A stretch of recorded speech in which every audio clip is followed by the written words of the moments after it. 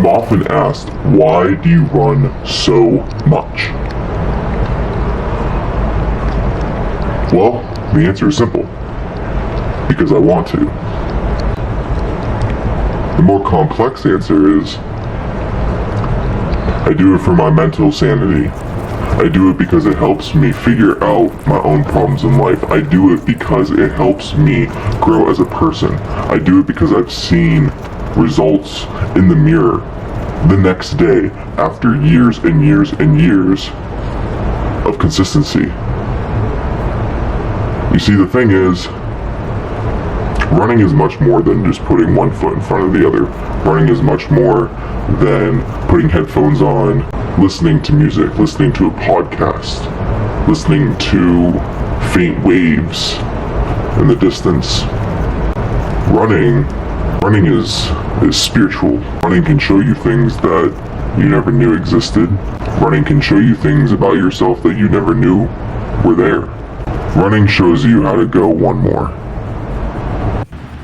Alrighty fam, so the goal with this run was to do 4 down and back loops. Gotta keep in mind, minus the loops, we have our starting position and our ending position, which are not close to these loops. So just keep that in mind, and the distance between those 2 points would be about a quarter mile. So just keep that in mind. So, like I said, the goal with this run was to do 4 down and back loops, staying between zones 3 and 4 at 139 to 180.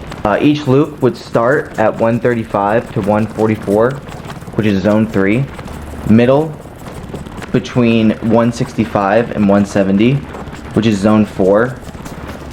And then to dive deep into this, laps 2 and 4 finished at a 188, which is zone 5. Laps 1 and 2 finished at 144, which is zone 3. So why this breakdown? Why should you care? What significance does this give to you? Well, this is a great example of interval training. I know a lot of people can fall under stereotypes that you have to run certain miles consistently to do certain things, but a lot of my training, like if I'm running 8 miles, that 8 miles is made up of different intervals sometimes. You know, it could be, you know, I could start the first 3 miles at one pace and then the next 2 at a different pace, and, you know, so on and so forth. So I like to do interval training because if you do interval training, it actually allows your body to adapt to certain things whenever they're coming. So let's say, you know, you're in a really calm position and then, you know, life happens, boom, in a hectic situation and you need your body to go faster right away. Okay, well, you're adapted to that. So this is a great example of interval training. Keynotes to it, I did it with a 10-pound bag, so not the heaviest, but 10-pound bag. This shows you what could happen if you go fast. It can also show you what happens if you go slower. And like I was saying, working in different zones helps moderating the body, and it will help adjust it. The exhaustion stage has come. So I know before I was saying, you know, you go from being calm to hectic. Hectic is not necessarily exhaustion. Exhaustion stage would be when you are just feeling super tired, but then let's just say an emergency comes up. Let's say you have a kid, or let's just say you just have an emergency and you need to go from point A to point B super fast. Well, boom. The nice thing is you're conditioned more than the average person. You're able to do that, and to someone else, you're Superman. So that's lit. Y'all, what is going on, guys? I am going over when, how, and why I take these supplements. Some of the supplements that are extremely essential, not just to helping me overall perform, but my day-to-day. So, let's dive into these. So, if you're new to my channel, let me just tell you that a lot of my training consists of running followed by lifting. There's usually about a 15 to 20 minute gap in between the two. I know, it's so obviously, as you can tell, these are all supplements from BPN, Barrick Performance Nutrition. I have been using BPN Supps for the past 3 years specifically. They have a lot of endurance products, a 5K, a half marathon, your first marathon, an ultra marathon, a triathlon, an Ironman. These products are amazing for a track athlete, a hybrid athlete, bodybuilder who either running or lifting and just overall feeling really good and putting third-party tested supplements into your body. These are what these guys are. I take two scoops of Flight. Now I have the pink lemonade version. I actually just take it straight up. Your nerve veins are directly under your tongue, and I find that whenever I take the pre-workout, instead of waiting 30 minutes for it to kick in, sometimes it takes like half or basically instantaneously. That is going to get my blood starting to flow. If I was tired, it's gonna give me some energy, and really it's just gonna start to get me energized for my overall workout. Is good old creatine. Now, anybody that understands creatine will know that creatine helps you build muscle. It also acts as an active recovery tool. It's recommended that you take at least 5 grams, aka 1 scoop of creatine per day. It doesn't even matter if you're not training. Every single day you should be consuming 5 grams of creatine, because that is what's going to just actively help you build your muscle, store any damaged muscle tissue. And of course, it's gonna help you with just active recovery. So I always take 1 scoop of creatine. The nice thing about creatine is that it doesn't have a flavor. So you can combine it with anything and you won't taste it. Next we have our electrolytes. We have a product that BPN has had for a while. I just happen to be new to using it. I have the strawberry flavor. Electrolytes are great for hydration. They are what is going to keep you hydrated, whether you're running, you're jogging, or you're just straight up walking. Look guys, it's summertime. You need to keep your body really, really hydrated, and water is not gonna cut it. So you need to drink electrolytes, because that's what's gonna replenish your actual salt in your body. And when you are sweating, you notice a lot of white stuff that is kind of like hovering above your skin. The more electrolytes you drink, the less of that you're going to see. Being hydrated, so you know you're good to go. For these runs is my secret hack, my favorite BPN product by far, doesn't compare to literally anything else, and that's gonna be good old G1M Sport. 20 grams of carbohydrates, 350 milligrams of sodium. It's a superior endurance supplement. This is perfect for runs. A 5K, half marathon, full marathon, ultra marathon, triathlon, Ironman, anything that has to do with you moving your body for a long distance. G1M Sport is your answer. It's literally gonna solve every single problem that you have. That is my absolute go-to hack. This is my stack. One product I actually forgot to mention, Strong Reds. Great for using first thing in the morning. It is an overall superfood powerhouse. They also have Strong Greens. Anybody currently takes any greens in the morning. This is exactly like that, except this is just the Reds version. As someone that actively battles depression. Depression does run in my family, and depression is something that happens to me super hardcore, really just in the morning, specifically like when I'm in the shower, which is actually kind of the worst, because like I can't even like play music. I'm just stuck in my own thoughts. Things that I do would be just like talking to yourself. Anyway, after I get out of the shower and I take 1 scoop of this, it's kind of like my depression instantly goes away. It's because of what is in here. Great antioxidant blend. You are going to find outstanding results with this. 1 scoop, you're literally gonna feel it instantly. Energized, a lot more positive. You're gonna have a lot of clarity. This is my overall stack when it comes just to running. Get your subs now. It's the first link in the description to help support me in my fitness journey, as well as you in your fitness journey. So let's help each other out. Alrighty, I'm gonna give you guys a little in-depth commentary for these workouts, because I know some of you guys like to follow along with these workouts. Some of you are new to working out, and I want you guys to be able to get the best results. I want you guys to be able to perform your best, and I just want you to be able to full out unleash your athletic potential. These are the things that I know. These are the things that I have experienced myself, and I'm just gonna share them with you, is ISO lateral high rows. These are perfect for building multiple muscle groups at once. Some of those include lats, biceps, delts, and lower traps.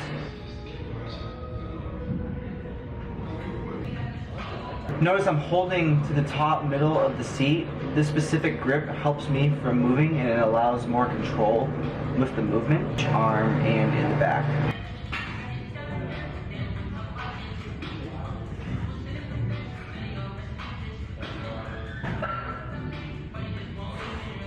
I love this wide shot, alternating rows. It's perfect for blood flow to each side specifically, instead of just doing everything at once. This was ISO lateral high rows.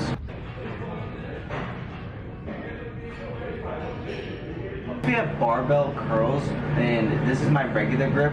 We're gonna go nice, slow, and in control. Notice that my legs are shoulder length for a strong base.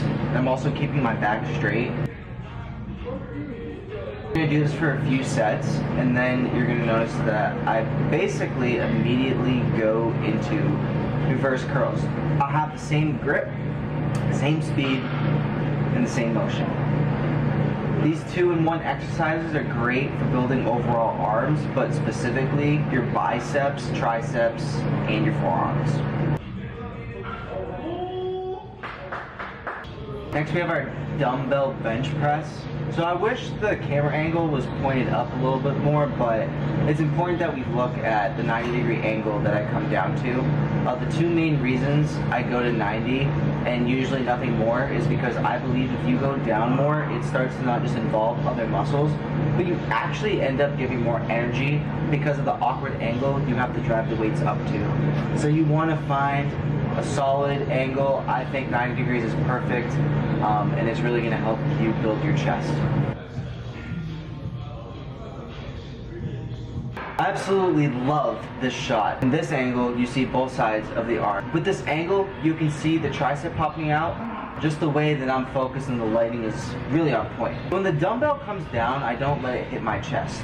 If you do, you could really hurt yourself.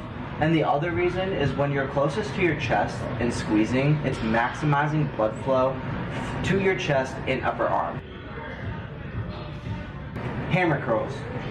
Again, another great exercise for building overall arm tone and strength. With this, it's okay if you notice your body swagging a little. Sometimes when you're going in a steady rhythm and you're going heavy, your body will sway. This exercise will help build your biceps and forearms. You'll notice my veins really pop out with this one. Dual bicep curl into a reverse curl. This is a great upper body exercise. It literally is touching everything but shoulders, and even you're kind of touching shoulders. But when you first start, it'll be in the curl position. You're going to keep your dumbbells close to each other and come up to your shoulders. This motion will work your arms and chest at the same time. Now we flip the dumbbells to the down position to work triceps and forearms. Continue this motion and push yourself to complete the whole exercise. I like to call this one the Nolan Ryan. Look him up if you don't know him. The best pitcher to ever live. With this, you're going to keep whichever arm you're working on. You can use either hand for support like I am, but basically you want to go from a 90-degree angle and straight down. This motion works your rotator cuff and will improve your throwing speed and accuracy, guaranteed. Dumbbell flies. Man, it seems like I never leave this area. Only thing I don't like about this shot is that I hate how my bones look for some reason. But this exercise is another great one for chest. I haven't personally seen any major results from this, but I do know it's important if you stay with it consistently. The same thing with this, if you're going to a 90 degree or just below. I grip military press. The part you're not seeing is my wide leg stance to have a strong base. Since I'm standing and lifting heavy and also not wearing a belt, it's critical to have a strong base so when you lift the bar to its highest point, it doesn't fling you back. I keep my face leaned back a little. This is literally just to avoid the bar hitting my face. And this is why I record, so I can correct myself. the bar should actually be going lower towards my chest and not just to my chin. Immediately moving into inner grip, military press. Pro tip, you have more control and will be able to lift more when you do this style of grip. Wide grip barbell half curls. It's great for destroying biceps. And then you directly move into full barbell curls, which again destroy your arms, but that's the whole point of this specific workout. You can really see my veins popping out with this as well.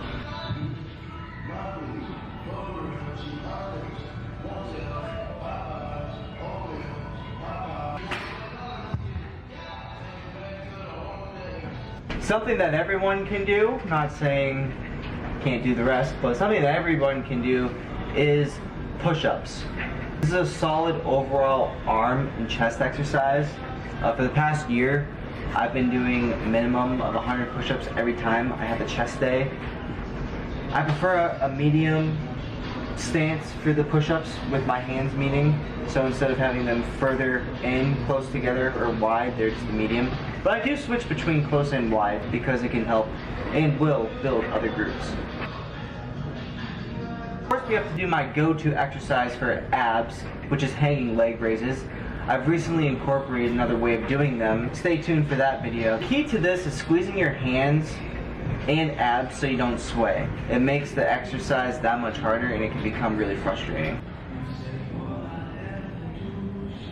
Cable chest flies. This is another exercise where I haven't seen too much results from. Alternating bicep cable curls. On the way up, build your biceps, and on the way down, build your triceps. You have two different contractions in one continuous motion. I think both of these angles do a great job of capturing them.